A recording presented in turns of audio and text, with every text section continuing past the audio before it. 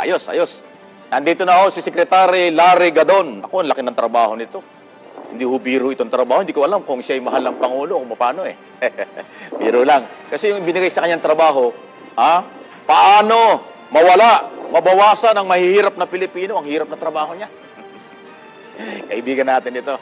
Secretary, si Mike Abi po ito. Mike Abi Live, PTV, Radyo Pilipinas, IBC 13. At siyempre, Yes, good morning Mike, kaibigang Mike. At good morning sa lahat ng mga taga-subaybay ng programa. Salamat Sinabi ko nga na magkaibigan tayo eh. Matagal na, 10 years ago pa, more than. Oo, dekada na. Pero biro lang yung sinabi ko na kung talaga bang malapit ka sa Pangulo kasi yung trabaho ibinigay sa'yo, alam ko, hindi biro yan. Oo, medyo talaga mahirap at encompassing at maraming akong mga agencies na pwede ako makipag-coordinate, makipagtulungan. Yes. Ganon. At maganda naman ang resulta sapagkat nabawasan ang poverty incidence natin ng more than 1%. From 25% of our poverty incidence level ay nabawasan ito ng mahigit na 1%, which is translated to around 1 million Filipinos uplifted from the poverty threshold.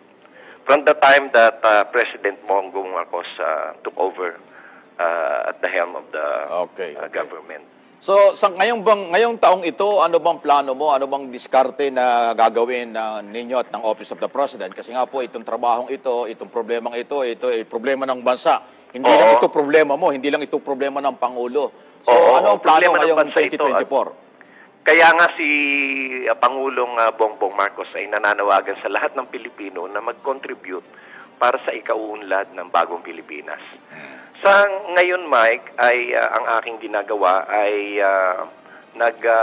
nakikipag-ugnayan ako sa iba't ibang mga departamento upang alamin kung ano-ano yung mga programa nila ng anti-poverty na binigyan ng sponsorship or donations ng mga iba't ibang mga foreign donors.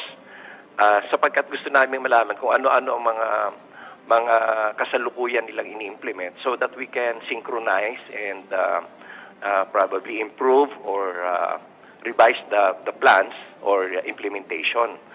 At ako naman, kasi ako ay naniniwala na ang tanging solusyon lamang sa poverty ay ang job creation.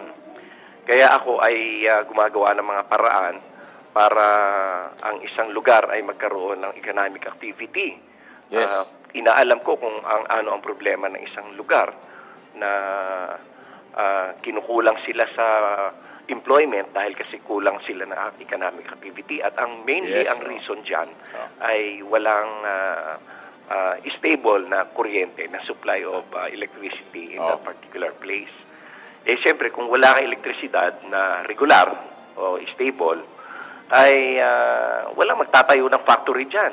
Correct. Oo, walang magtatayo ng mga cold chain, mga cold storage. Yes. So paano tayo makakalikha ng trabaho kung kaganyan? Kaya nga ang isa sa pangunahing programa ni Presidente Marcos Jr. ay ang pagkakalap ng elektrisidad sa buong bansa. And target niya na before the end of this term ay magkaroon tayo ng 100% rural electrification. Pero di ba, Secretary, sa record nung third quarter at last quarter ng 2023, gumanda yung ekonomiya natin, maraming mga foreign investor na pumasok sa ating bansa. Malaking tulong ito dahil mag-create ito ng maraming trabaho, matutulungan ng mga walang hanap buhay, at tuloy-tuloy ito na ang forecast nga ng mga ekonomista, mas gaganda pa ito ngayon 2024. Kaya yung trabaho mo at yung pagtutok mo dun sa paano mabawasan ang kahirapan ng ating mga mamamayan, malaking tulong yan at dun magiging positibo ang resulta nito, di ba? Oo. Sa katotohanan, Mike, ay for the first time in 18 years, ay nagkaroon tayo ng 95.8 employment rate. Yes. Yan ay considered na napakataas na sapagkat dati ang employment rate natin below 90. Oo, noong nag-pandemic, talaga namang sumadsad talaga tayo.